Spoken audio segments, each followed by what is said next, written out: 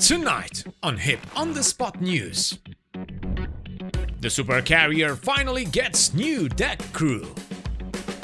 Get ready to experience the new DCS fog. An older module is about to get a touch-up. And we get an update on what Aerges is cooking these days. This and more on How I Play.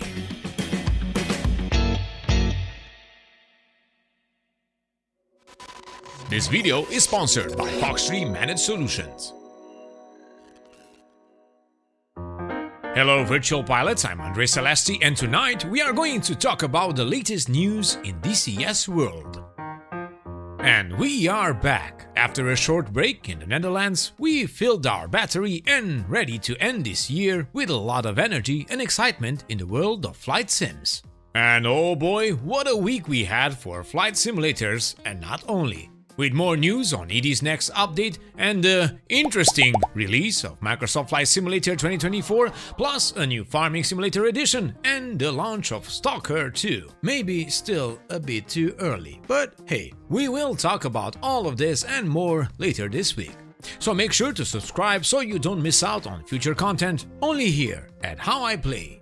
Meanwhile, the trend in DCS world continues to be focused on core changes, with the new fog system, more long-awaited features like the flight directors for the Supercarrier, and yet again another upgrade package for an older module, this time the F5E. It's interesting to see that ED chose to pack all the previous mentioned elements in one update, coming up very soon, if not already here by the time we publish this video.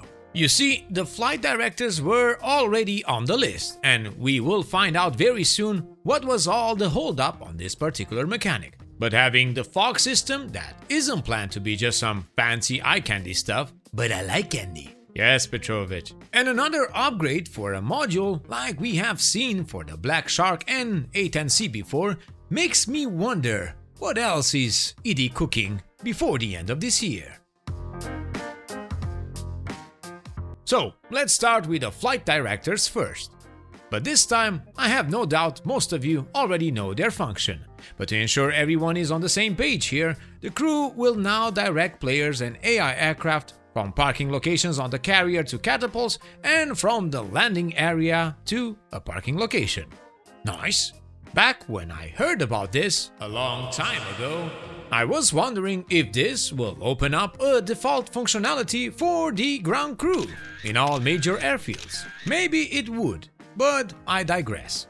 The real question is, why did it take so long to see this implemented for the Supercarrier? Well, it seems that it was a matter of ensuring the process doesn't get interrupted, knowing how users and the AI behave or could behave on the deck, and what to do to ensure everything is going well. The system is basically similar to what we already have for the Supercarrier, including the well-known set of deck crew and animations that mimic the process of taxiing to the catapult and launching. This was and continues to be an amazing process unique in the world of flight sims. At least until so far, there is nothing else out there offering something like this. For those of you watching in the future, please check the date of this video. Thank you.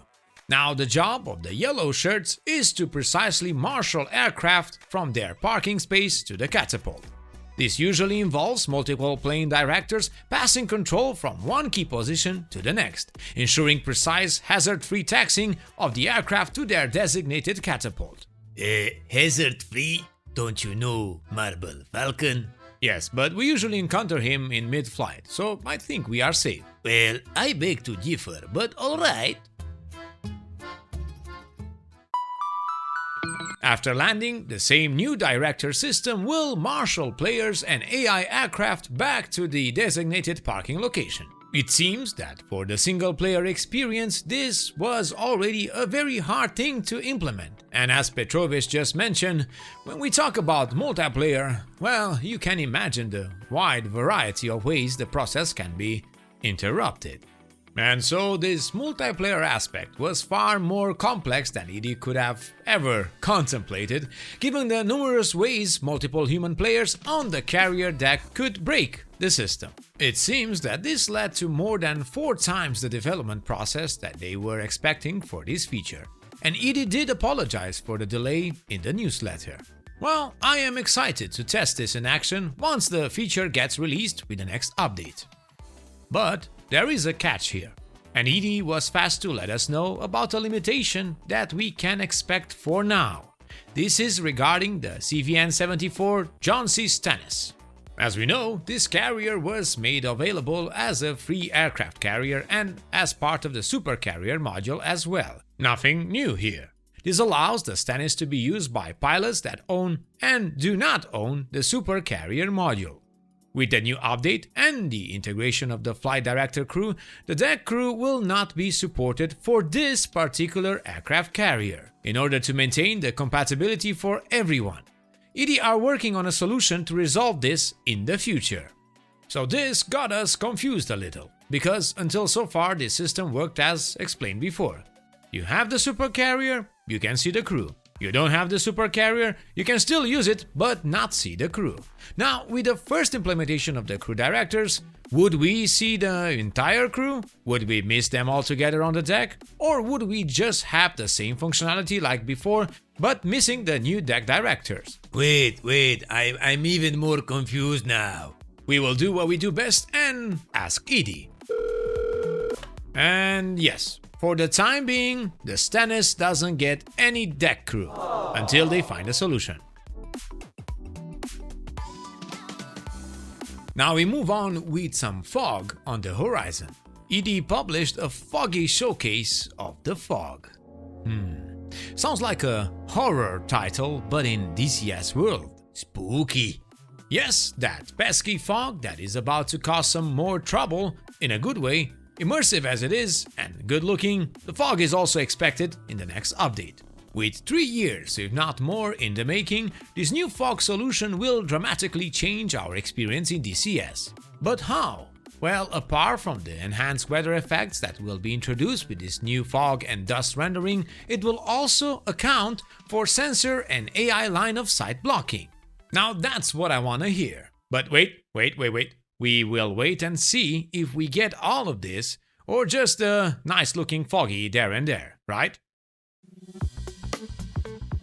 I did read the comments, and apparently they are still working on the IR blocking within the fog and clouds. And we all know what working means, so we will wait and see what the patch notes say. You know what to do.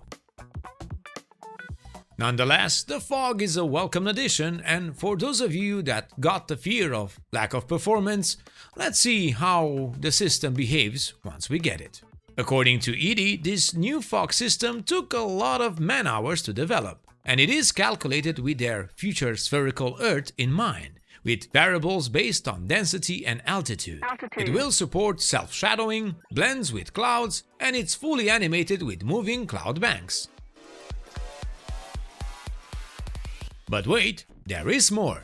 Also in the next update, the F5E gets the same treatment like the Black Shark and A10C, with a remaster upgrade available to all existing F5E users for $10. Oh, so instead of buying a plain t-shirt, I could get the upgrade for my F5E? Well, yeah, but... Or instead of a coffee trip with Natasha, I could... Wait, what coffee trip with Natasha? Nothing. Petrovich? So wait, let's see, what are we getting? Well, first, an all-new external model and cockpit, new graphic effects, new external animations, a new pilot, missions, and other improvements. Is it worth it? Well, I'm about to find out, as I took the advantage of the 50% discount plus some ED miles in the pocket and got the F5E. Like this, I can showcase it when the update hits. I just have to stretch my wings a little. But Andre, what happens if I don't want to upgrade to this eye candy cane F5? What then? Good question. Well, rest assured, all owners of this module can enjoy their aircraft as is.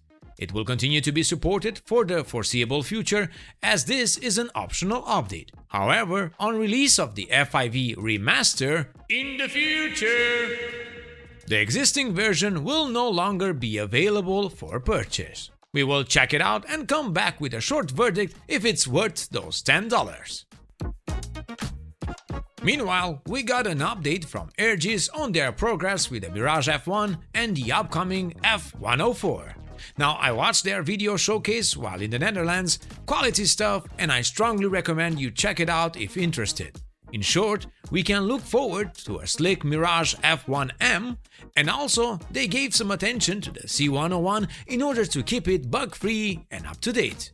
And they are happy to announce that their coding for the F104 flight model is now complete, as well as initial flight model validation. This includes engine, hydraulics, electrics, fuel, controls, armament, and miscellaneous systems. Avionics systems and integration with the cockpit animations and inputs is currently in progress.